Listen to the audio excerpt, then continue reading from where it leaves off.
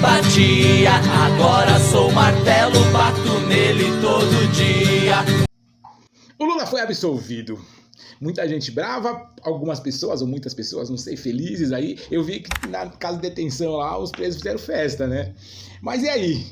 O que a Bíblia diz sobre isso? Hein?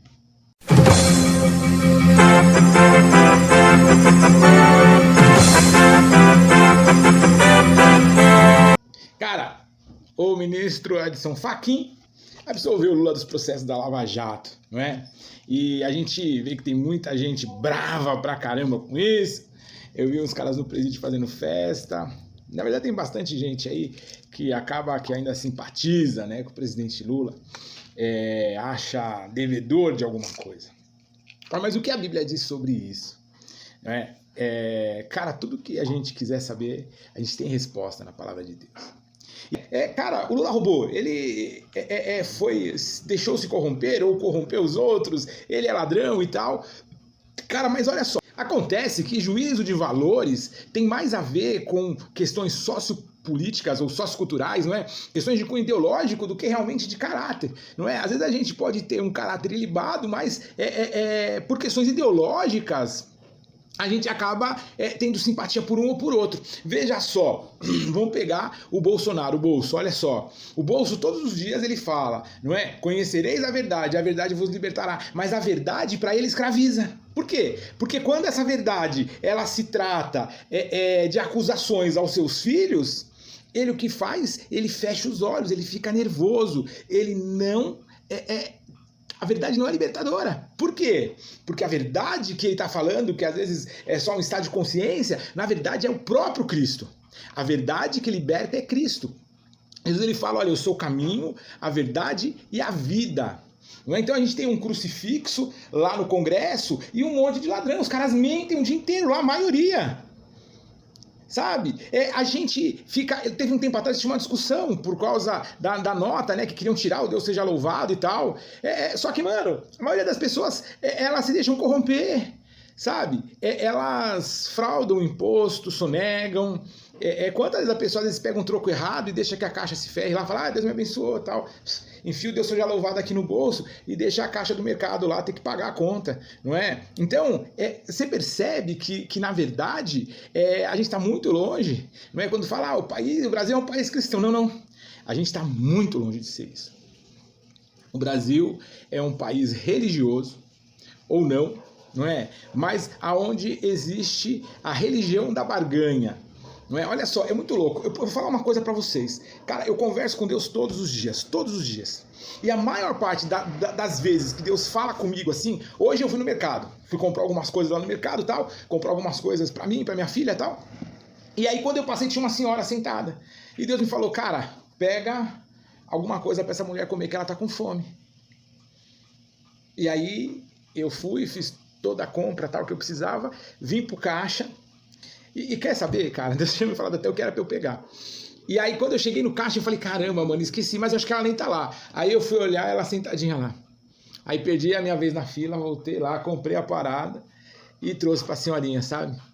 Aí Deus falou assim, agora pega um álcool em gel lá pra ela também. Aí eu fui, peguei uns adesivinhos que eu ando pra evangelizar. E eu falei, olha, esse aqui é pra você proteger suas mãos, esse aqui é pra você saber que sempre tem alguém que te protege. Sabe o que eu tô querendo falar com isso? É que Deus, se Deus vai falar com você, ele não vai falar assim, ai meu nenenzinho, como você é bonitinho, vai dar tudo certo pra você. Mas ele fala assim, mano, vai pras cabeças, sabe? Vai salvar vida, vai olhar pra aqueles que precisam. Você tá ligado? E isso não é só o pobre, miserável que tá na rua, não. Mas é aquele cara que tá lá em Alphaville, no Morumbi, mas que é um miserável. Ele é pobre, miserável, cego e nu.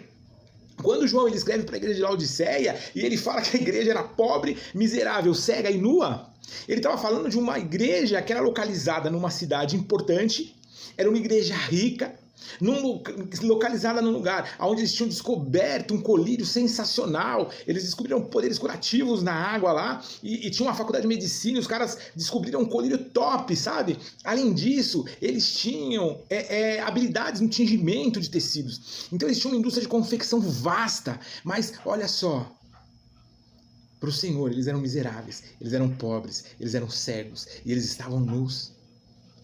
Então a gente precisa mudar a nossa concepção de miséria, saca? Olha, Maurício, eu acho que o Lula roubou, acho que o Lula roubou. E eu não só acho, mas eu sou da construção civil, eu fui executivo de contas de várias construtoras.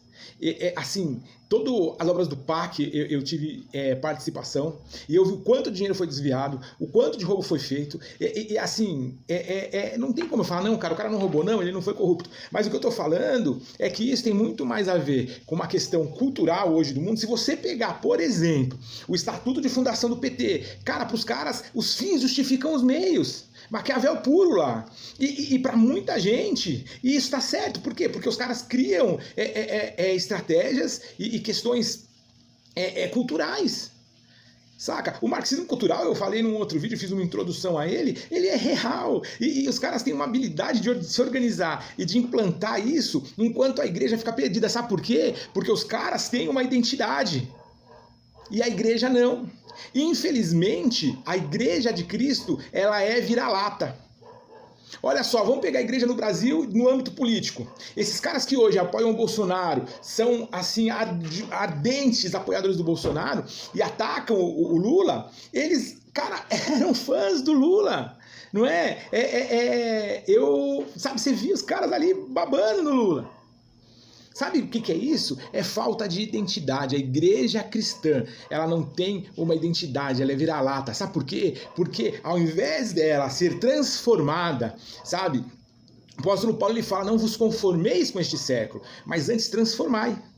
Não é? Pela renovação da vossa mente. Uma metanoia que deve acontecer em mim para que eu possa sair e transformar, para que eu possa levar Cristo, para que eu possa levar a cultura do reino para o mundo e não ir me conformando à cultura do mundo, sabe? Ficar brigando, sabe? A igreja ela não nasceu para brigar contra o aborto, mas ela nasceu e ela existe para levar vida e vida com abundância.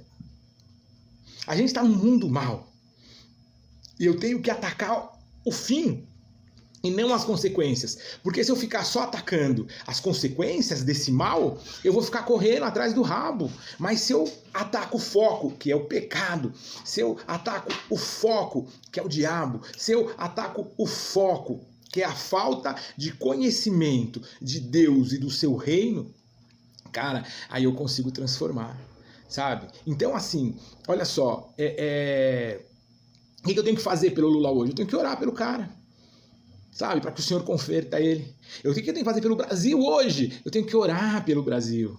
Eu tenho que pedir perdão a Deus. Olha só, Daniel, no capítulo 9, se eu não me engano, ele faz uma oração. Quando ele percebe que o tempo do sofrimento, que o tempo do exílio está acabando.